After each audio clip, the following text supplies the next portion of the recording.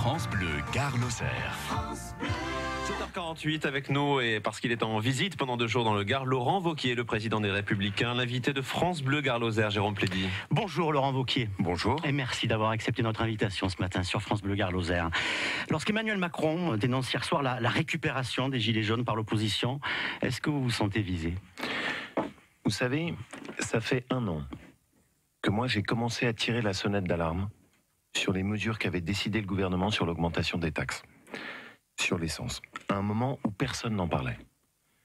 Sur l'émission politique de France Télévisions, face aux porte-parole du gouvernement, je leur dis: vous êtes fous, ça n'est pas responsable, et pour les classes moyennes et ceux qui travaillent, ça ne sera pas supportable. Donc moi je découvre pas le sujet. Ce mouvement des Gilets jaunes, c'est un mouvement spontané. C'est un mouvement qui vient directement des Français. Et c'est très bien que ce soit comme ça. Oui, mais quand même, ces Gilets jaunes, c'est le signe d'un ras-le-bol fiscal, ça on le sait désormais, mais ils en veulent à la classe politique tout entière, non ? Ils en veulent surtout à l'augmentation de la taxation sur l'essence. Ils en veulent à la CSG. Ils en veulent au fait que depuis 1 an et demi, ils constatent que tout a augmenté. Et ils sont un peu à l'image de ces pêcheurs que j'ai rencontrés hier au Crot du Roi et qui me disent: voilà, nous pour venir travailler, on fait 30 km et aujourd'hui ce qu'on gagne disparaît dans l'augmentation de la taxe sur le gasoil. Ce mouvement, il est aussi simple que ça, mais il est aussi profond que ça. Pourquoi je serai à leur côté samedi ? Parce que je ne me dérobe pas. Parce que je considère qu'aujourd'hui, cette France n'est pas entendue, elle n'est pas écoutée. Donc pas de récupération, malgré cette accusation qui est forte quand même de la part du président de la République hier soir. Mais au fond, qu'est-ce que dit le président de la République ? Il nous dit qu'il faudrait que tout le monde pense comme lui ? Il nous dit que l'opposition n'a pas le droit de contester ses idées ? Entendre ce que disent les Français, c'est pas de la récupération politique. Et précisément, le problème du président de la République, c'est qu'il n'entend pas. Et c'est parce qu'il n'entend pas qu'on en est là. Moi, je fais le choix, et c'est toute la démarche de ce que je fais pendant 2 jours dans le Gard. Je veux aller écouter, parce que je pense qu'il y a une France qui aujourd'hui n'est plus écoutée, plus comprise, plus entendue. Mais et vous l'avez dit depuis longtemps, les taxes, elles ont augmenté fortement sous Nicolas Sarkozy. Vous étiez ministre de Nicolas Sarkozy. Non. Pas sur l'essence, mais en général, les impôts... Pardonnez-moi, là, il ne faut pas qu'on raconte d'histoire, parce que pendant le quinquennat de Nicolas Sarkozy, les taxes sur l'essence n'ont pas bougé d'un centime. Mais les taxes en général, les impôts, la fiscalité, elles pèsent lourdement, on le sait depuis très longtemps en France. Là, vous avez raison. Je suis président des Républicains, mais je suis aussi président de la région qui est juste à côté de vous, la région Auvergne-Rhône-Alpes. Dans ma région, je me suis employé depuis 2 ans à baisser la dépense publique. J'ai même baissé le salaire de tous les élus. Ça a été le premier poste d'économie qu'on a fait. Le résultat, c'est qu'on est aujourd'hui la région la mieux gérée en France. Nous, on n'a pas bougé un seul impôt. On n'a pas bougé une seule taxe. Et on a même harmonisé à la baisse les cartes grises. Et donc, vous avez parfaitement raison. Le problème des politiques en France, c'est que depuis bien des années, on ne fait pas d'économie sur la dépense publique. Et du coup, on prend dans la poche des Français, ce qui se passe aujourd'hui. Et les Français ne leur font plus confiance. On le voit dans le résultat des élections année après année. Et c'est pour ça que ce que je veux, c'est que quand les gens m'écoutent, ils puissent se dire: d'accord, il tient le discours, mais quand on regarde ce qu'il fait chez lui, là où il est en responsabilité, eh ben, il fait la même chose.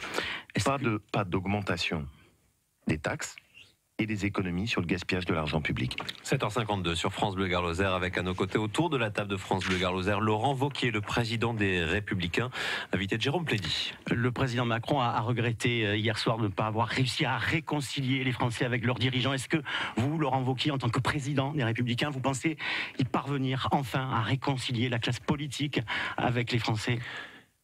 J'ai écouté comme vous le président de la République. C'est une chose de dire qu'on a fait des erreurs. Mais du coup, il faut les changer. Il ne peut pas à la fois hier soir reconnaître qu'il commet des erreurs et ne rien corriger. Il peut pas dire: bon, j'ai pas compris les Français, et rester sourd et muet à ce que précisément en ce moment les Français lui disent.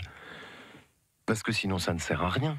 Et que leur sinon ça veut dire qu'il leur dites-vous aux Français, vous en tant que président des Républicains, justement pour rétablir cette confiance qui fait tant défaut aujourd'hui ? Moi, ce que je leur dis, c'est que je sais que nous, la droite, on les a parfois écœurés et qu'on n'a pas été à la hauteur de leurs attentes. Moi, j'appartiens à une nouvelle génération, une nouvelle droite. Je mets en place des nouvelles têtes, des nouvelles figures, et ce que je veux, c'est que notre programme à nous soit clair. Ce que je pense qui est une folie en France, c'est que toutes les politiques publiques, on les passe par des augmentations de taxes. Ce que je veux que les gens se disent, c'est si on vote pour les Républicains, oui, il y aura des économies sur la dépense publique. 20 milliards d'économies, vous proposez. Mais eux, ils s'engagent à ce qu'il n'y ait aucune augmentation de taxes et à ce qu'on rende l'argent aux Français. Vous savez, hier, je discutais avec Antoine, le boulanger du Gard, qui a été mis en avant comme étant un des meilleurs boulangers de France par M6. Un type génial. À Uzès. 17 salariés à Uzès. Est-ce qu'il m'a demandé des aides? Est-ce qu'il m'a demandé de l'assistanat? Non. La seule chose qu'il m'a demandé, c'est permettez-moi de bosser et de faire en sorte que quand j'ai des bonnes équipes avec moi, je puisse les payer correctement sans qu'ils se fassent assommer à coups de taxes. C'est ça ce que la France attend, c'est qu'on encourage ceux qui travaillent, qu'on arrête d'assommer de CSG ceux qui ont travaillé toute leur vie et que surtout là-haut, ils fassent des économies. Et c'est ça qui ne se passe pas aujourd'hui. 20 milliards d'économies, c'est ce que vous proposez sur les dépenses publiques, plutôt que cette taxe, pour financer la transition écologique notamment. Mais des économies dans quel domaine, alors que les services publics, on le sait, vont mal? Je vais prendre des exemples très précis. D'abord, moi je pense qu'il faudrait fusionner toutes les aides sociales dans une seule. Et s'assurer que dans tous les cas de figure, celui qui reste chez lui ne peut pas gagner plus que celui qui travaille. C'est la première chose. Deuxième chose, nous, ce qu'on propose dans le domaine de la fonction publique, c'est réaugmenter le temps de travail. La moitié du gain en prime pour ceux qui sont les équipes du service public, parce qu'il y a aussi des gens qui ont du mal à s'en sortir, et la moitié du gain en économie. Troisième exemple, supprimer tous les doublons administratifs, il y en a de partout. Et ça aboutit à des normes, des contraintes, des règles. Moi, dans ma région, je m'occupe d'économie. Il y a un service qui est quasiment plus grand que celui de la région à la préfecture. Il faut arrêter les doublons. On en choisit un, et puis on arrête ces doublons administratifs de partout. Les agences administratives à Paris se sont multipliées. Est-ce que pour autant le pays va mieux? Non. Donc, je pense, bien sûr, ça veut dire des économies, ça veut dire des efforts, mais moi je pense très clairement que pour les Français, il vaut mieux ça que ce que propose en ce moment le président de la République, qui est, on l'a bien compris, c'est pas une taxe écologique. On habille avec un discours écologique une taxe qui est juste là pour remplir les caisses de l'État. Est-ce que ce n'est pas un handicap tout de même pour le numéro 1 des Républicains d'avoir à Bercy, ceux qui gèrent justement le budget de la France, des ministres issus de vos propres rangs? Précisément, s'ils sont allés, c'est parce que c'est des gens qui avaient bien peu de conviction. Je vais prendre quelqu'un comme Bruno Le Maire. C'est pour moi l'exemple de toute cette vieille politique dont je ne veux plus. Bruno Le Maire, quand il était candidat à la primaire, il plaidait pour la baisse de la CSG. On lui a offert un poste de ministre, il prend le poste de ministre et il fait la plus grosse augmentation de la CSG. L'inverse de ce qu'il disait.